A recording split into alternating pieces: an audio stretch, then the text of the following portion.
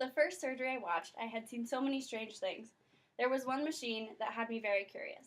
I asked the anesthesiologist what it was and how it worked. He told me that during the surgery, it was going to act as the patient's lungs. The machine would breathe for the patient, and it would monitor the patient's heart.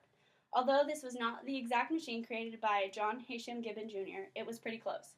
The heart-lung machine created by Dr. Gibbon was the gateway invention which led to the beginning of a new era of open heart surgery. As stated in an article by Thomas Jefferson University, which was last updated in 2014, the mortality rate of intracardiac surgery dropped from 50% in 1955 to 20% in 1956 to 10% in 1957 due to the invention of this machine. Dr. Gibbon had a very interesting background. He was inspired to think of and create the first model of the machine, and then came the first successful surgery with the help of the second model heart-lung machine. John Haysham Gibbon Jr. had a very interesting life. According to the Global History Network in 2013, John was born on September 29, 1903 in Philadelphia. His parents were John Gibbon Sr., a well-known surgeon, and Marjorie Young. John was the second oldest of 4 children. Gibbon went to numerous schools to receive his degree. He attended Princeton University in 1923, and he then received his medical degree from Jefferson Medical College in 1927. As World War II was underway, he left his family to go serve. After he returned to Philadelphia, he was offered the position of professor of surgery and director of surgical research. In 1931, John married Mary Hopkins, and they had 4 children together. Dr. Gibbon retired in 1967 and sadly suffered a fatal heart attack on February 5th of 1973 at the age of 69 while playing tennis. Coming from a long line of surgeons and an extensive schooling background, Dr. Gibbon was able to invent something that was the gateway to open heart surgery. Even though it took many years and experience to perfect, the heart-lung machine saved numerous lives in its time.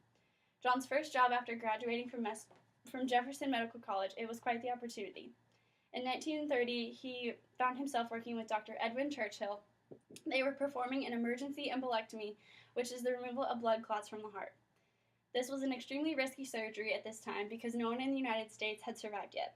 According to the journal John Haysham Gibbon Jr. by Harris Shoemaker, John's first job during the surgery was to take and watch the patient's vital signs. Although the surgery was successful, the patient never regained consciousness. Although the surgery was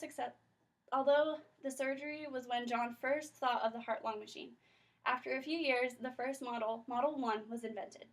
The machine pumped to oxygenate blood outside of the body. This let the surgeon bypass the heart.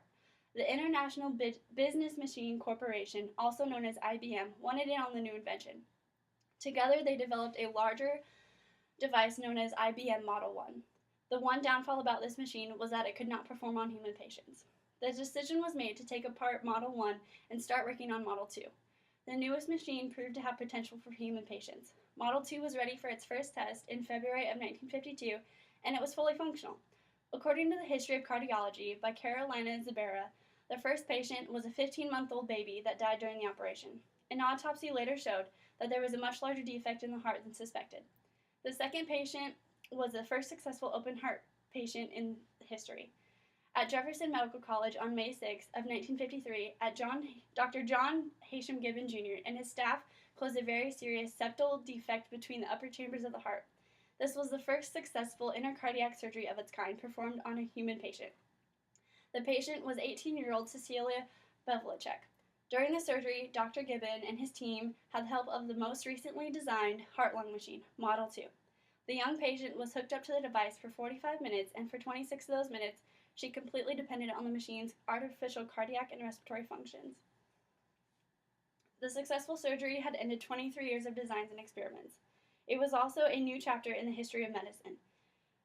The surgeon and inventor had an interesting background, created multiple models of the heart-lung machine, and is known for the first successful open heart surgery. Without this invention, today's society would not be as medically advanced.